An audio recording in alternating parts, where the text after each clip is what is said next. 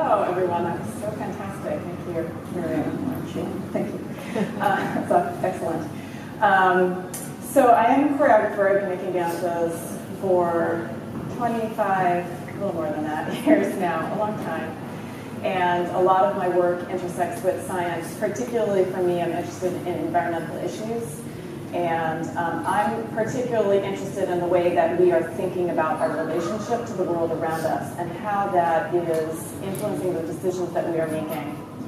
So I often start with research or with books or with some exterior place to start to build my dance. And I'm going to talk first about where my current work, which is called Her Sylvan Ascent, came from and how it developed. And it hasn't premiered yet, so I'm going to show you a little rehearsal footage, really the rough. You're going to see the behind the scenes.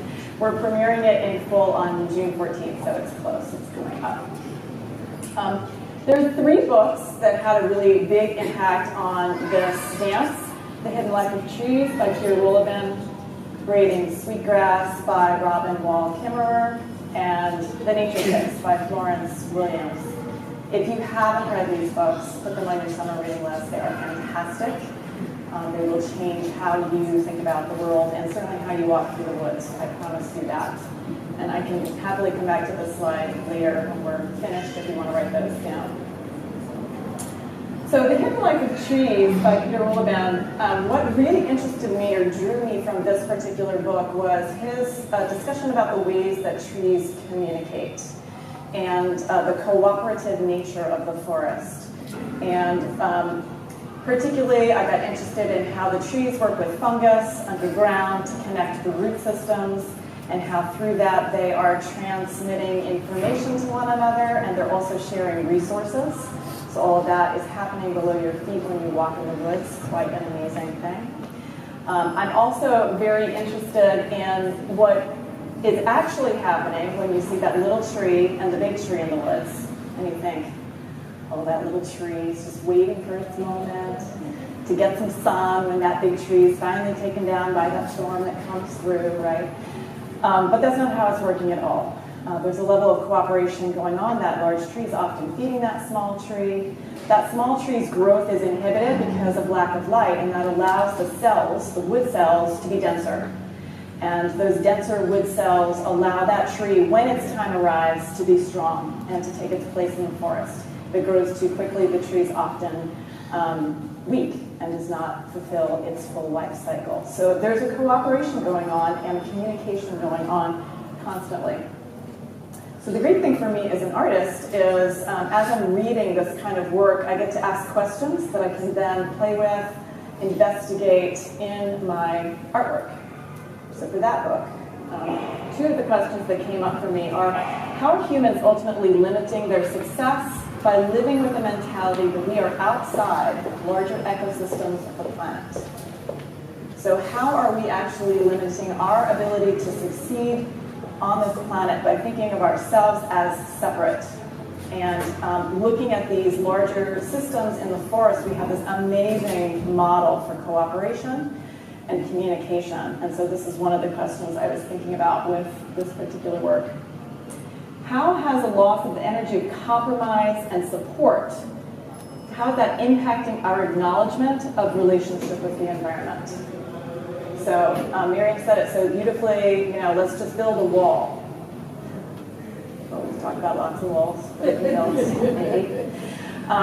This idea of we're going to fight back by constructing something to separate ourselves even farther, rather than considering how relationship could entirely change the way that we exist and change some of the issues that we're facing right now.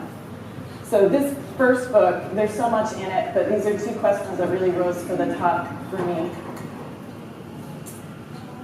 Braiding Sweetgrass is just an extraordinarily beautiful book. How many people have read that? Please read this book. Amazing book.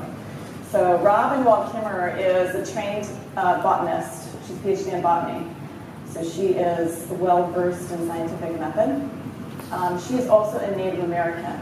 And in this book, she talks about these 2 worldviews and where they are synchronized and where they are in opposition. And there's so much important information in this book to consider, but the question that I really thought about, and I'm going to explain what I'm talking here, that Robin brings up in this book, is how has our culturally acceptable objectification of other forms of life impacted our decision-making around environmental issues? So one of the things that she talks about is how the English language, which is so dominant now, objectifies all other life forms.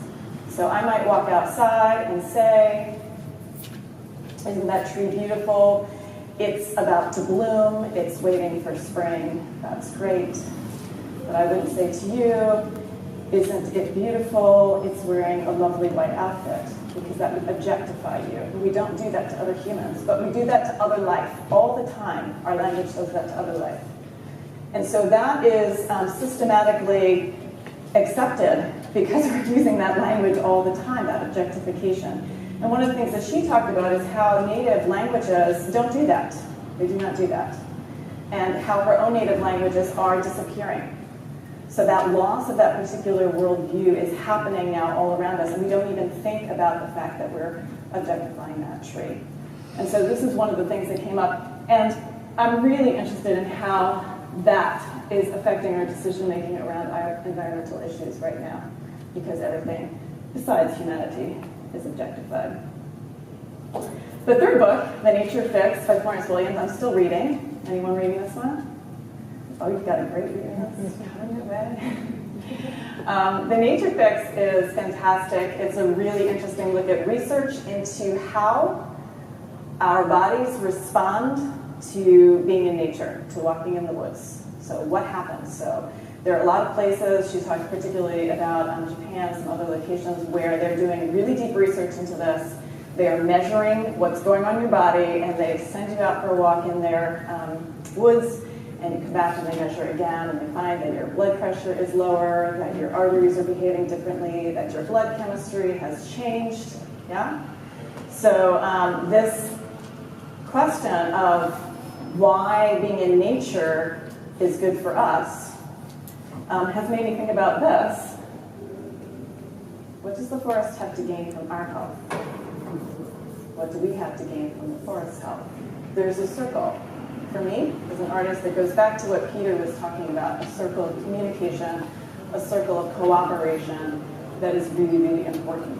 And so they're starting to identify that, and just what you just did when you're really having an experiential moment with your physicality is also something that happens in nature, in the sense that our executive function and the kind of function that allows us to be in our bodies and in creativity do not actually happen simultaneously. You have to be in one or the other. So we spend a dominant amount of our time in one of those. It's not the body, friends, the other one. So actually walking in nature, getting out there, moving, changes the way you are experiencing the world and changes what's happening in your body. So these three books are really influencing this new work of mine, Her Sylvan Ascent. And then I'm going to talk about what happens for me. So I'm reading that, I'm thinking about that, these questions are coming up. What does a choreographer do? What does an artist do to start to put that into action? So what we really think about is choreographic inquiry. How do we ask questions with our bodies? How do we start to understand things with our bodies? And this is the first place that we certainly begin in the studio. For me, these ideas move into movement research, which acts as a fundamental language for the dance-making process. This is different for every dance. Certainly my body has living in it certain techniques, certain ways of moving that I studied my whole life, so that exists as a platform. But each dance has its own language, and that language for me is built off of books that I'm reading, images that I'm looking at, experiences that I'm having in the larger world. So this is where things start. We're going to actually do a little bit of movement research together in a minute. Lots of people ask me about music for choreographer. It's really different depending on the choreographer. So for me, I do not start with the music.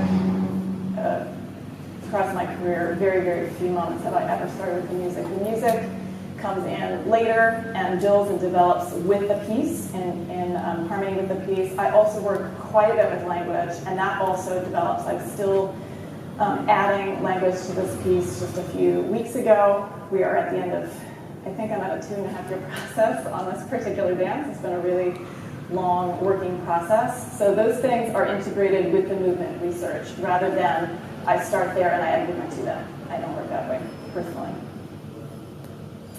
As the movement language emerges, then as a choreographer, you have other tools to work with to create structure, the larger artistic structure that will hold the logic, the internal logic of the piece, and how you create the work that can go on the stage.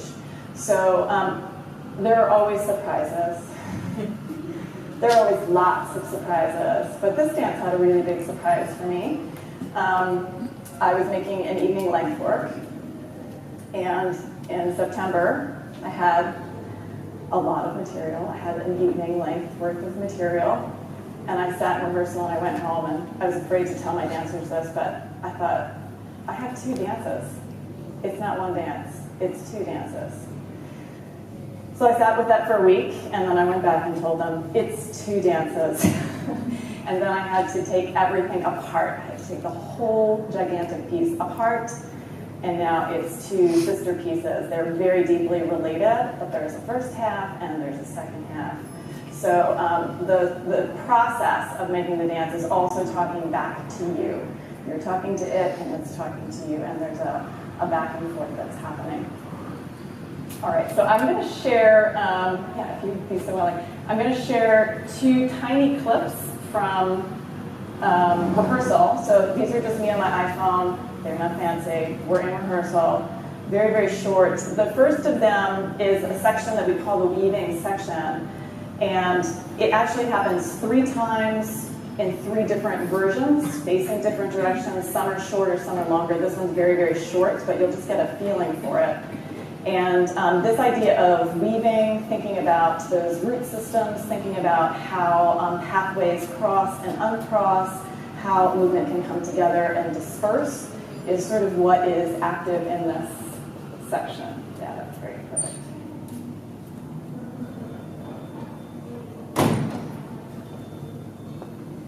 Root sound.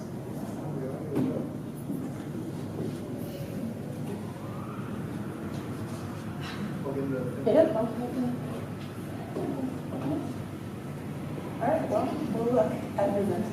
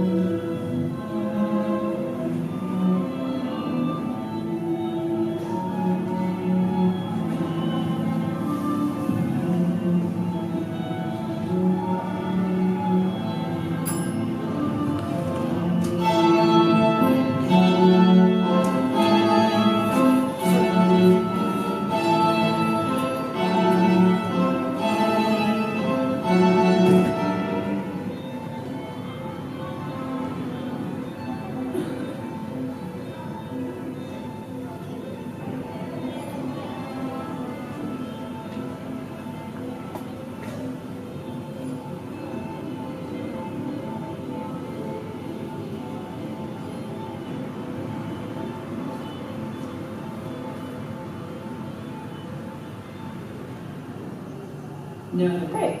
So that's a little tiny chunk of the weaving section that's in process. And we're going to look at one other little section. It's actually quite difficult for the dancers to do that. This is the section that every time we're practicing it, we have to run it ahead of time because getting those pathways just right is, the timing of that is quite challenging. So this is a section I just wanted to put up something that had language with it so you can see how that works. It's a poem called What Times Are These by Adrienne Rich that you're going to be seeing active, and then at the very end, I'll let it run a little bit. There's some language by Elaine Demopoulos, who does a lot of writing for me, a local authoress, wonderful work. So, ready to go?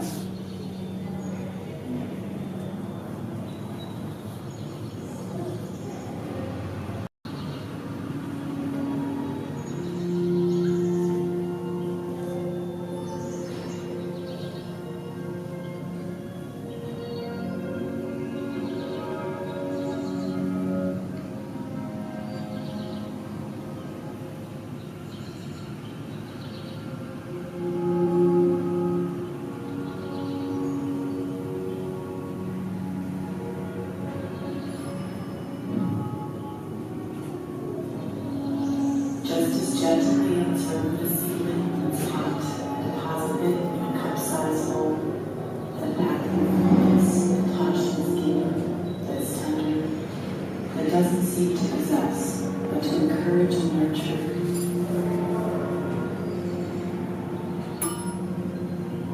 Such is the manner in which I seek to touch you, to that you return my caress. Let's stop it there. It goes on into back to the PowerPoint. It goes on into a series of duets, and the idea with the duets is getting more and more deeply integrated and touching connection between the dancers into this other, imagining this other world through our bodies that I talked about at the beginning. So what I'd like to do is have us do a little bit of movement research together so that you can have an experience of where we start as choreographers and dancers in the studio. So if we could maybe move the chairs and maybe just make a little circle up here, that would be super. So I'm going to let you keep experimenting for a moment, right where you are. And when you find a breath in the body that you like, you're going to just stay with that. So just play around. Do a little research. What does that expansion and release feel like in the body? Where else can you try it? Finding a place that you like. Maybe it's big, maybe it's small.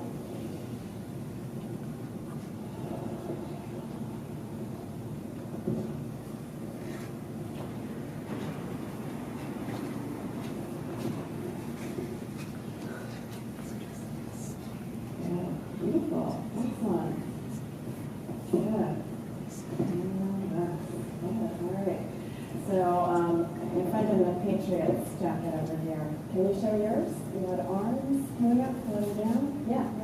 So they're coming up. And they're floating down. Okay, we're going to learn that one together. So we're starting about at the waist. Just get that floating at the waist. With your underlifting muscle and doing the extension. And up and release.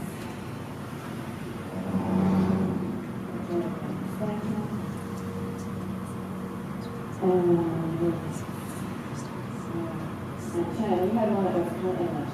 Can you show that one? Yeah, it was actually the back of my back and my upper thoracic spine. So okay, so curve, hold that. Yeah.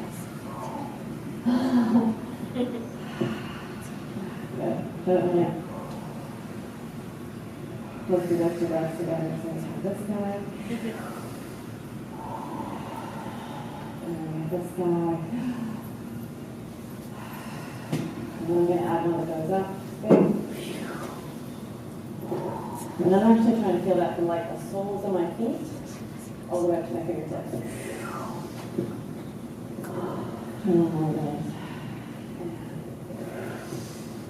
So let's do those two together. So we have 3 breaths. We have chest. And then from the soles of your feet. You want to do it one more time? Let's get that one in. So here, beautiful, and here,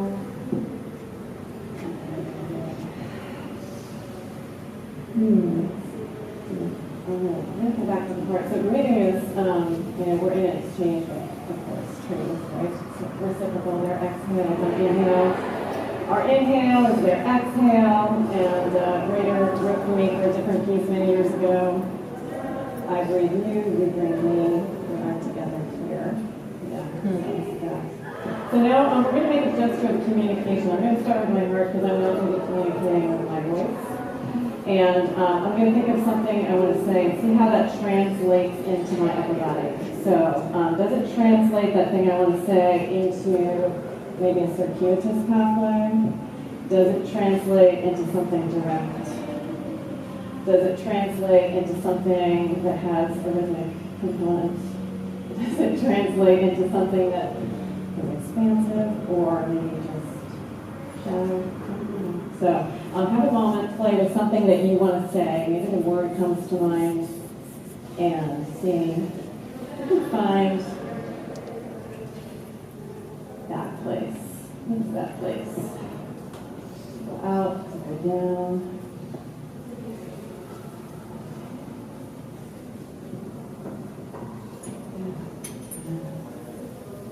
Good. And now turn to somebody next to you. And you're going to say from your heart something to them. And then they're going to respond with their gesture back to you. Ready? And go. One person goes. And then the other person goes. Good. Try it again. Do it again. Yeah. Beautiful. Good. All right. So we're going to put those two things together. We have 3 breaths. Then you're going to turn and face your partner and you have something to say, and they have something to say. Here are 3 breaths. We have 1. A little bit of research into breathing. We have 2. We have 3. Turn to your partner. Maybe there's something to do. And there's something to do back. Good. Beautiful. Good. We're going to add one last movement. We're going to hold a little dance here. And that is just this. I'm going to use arms, but I can engage the rest of my body. I'm going to think about the root system. So we just saw weaving in these big pathways, but how could you create a pathway that has that sense of winding around? We're going to make it with your arms, and it's going to land somewhere in your body, wherever you want it to land. Your big toe, your left shoulder, your belly button, your hips, wherever you want it to land. So good. We're going to do a winding pathway, those fungus, those roots. It has a landing place. Try one more time, you'll be able to repeat that. So finding that, do a little research into that pathway, where it lands. And one more time, wherever it is.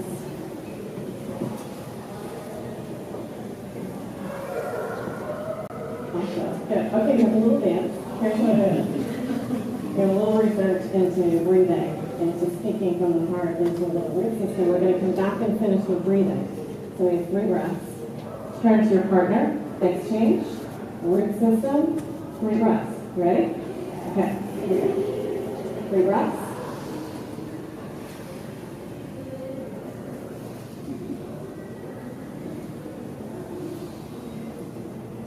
Turn to your partner, from the heart.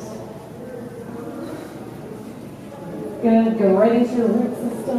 Gonna land somewhere in your body. And back to breathing.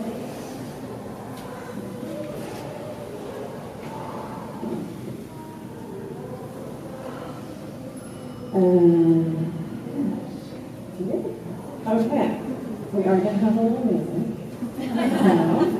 I'm going to have this half. We're going to do our dance. And you get to watch. And then we're going to have this half. We're going to do our dance. And you get to watch. And put it down.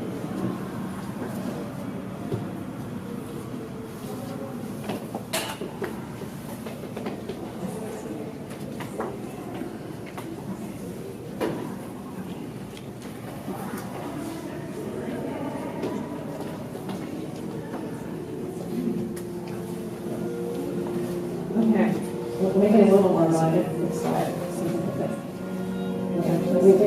is in the duet section. Are you ready? Continue. Here we go. And breaths. 1. Breath 2. Breath 3. Find your partner.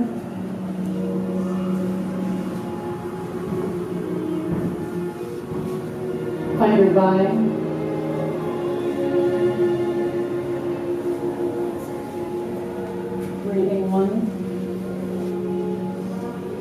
stage. Breathing deep. Lights out.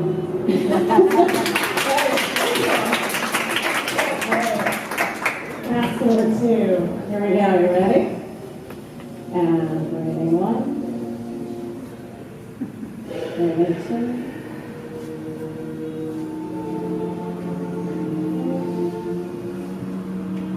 Breathing 7. Or 6. Find your bum